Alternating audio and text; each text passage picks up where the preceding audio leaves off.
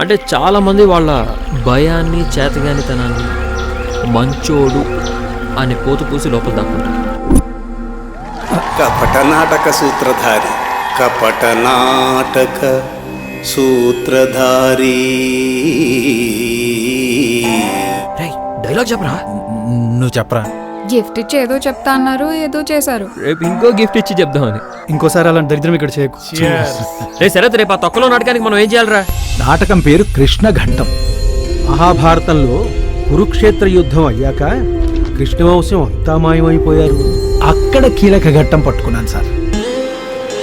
కృష్ణుడు సముద్రం ఒడ్డున పెట్టిన జాతరలో సాక్షాత్తు భగవంతుడు ముందే తాగి తందనాలాడి తిట్టుకొని కొట్టుకొని అలా కొట్టుకుంటూ గడ్డిపోతల్ని తీసి చరుచుకుంటుంటే కత్తులతో పొడుచుకున్నట్టుగా రక్తాలు కారుతున్నాయి. మందు మా తల్లి మత్తులో గడ్డిపోచ కత్తివూచ ఎలా అయింది అని అడగరేంట్రా? వీళ్ళని చూసి ఏమీ చేయలేని స్థితిలో కృష్ణుడు వెళ్ళిపోయాడు. నీకు అడ్రస్ ఇస్తాను. అక్కడ నువ్వు మధ్యాహ్నం 12 నుంచి రాత్రి 12 వరకు ఉండి ప్యూర్గా బయట.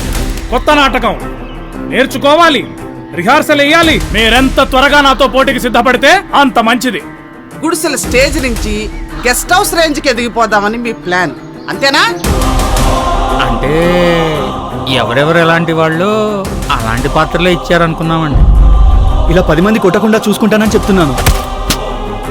మీరు కొట్టేసుకుంటే నాటకంలో లాగా నేను బాధపడి వెళ్ళిపోతాను అనుకుంటున్నారా? ఇలానే ఏదో ఒకటి చెప్తావు కానీ వచ్చి మాత్రం సాయం చేయవు, అంతేనా?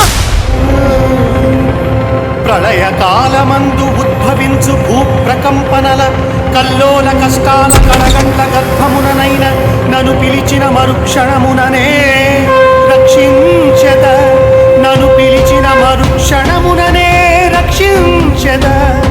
అది నిత్యం, ఇది సత్యం, ఇది సత్యం.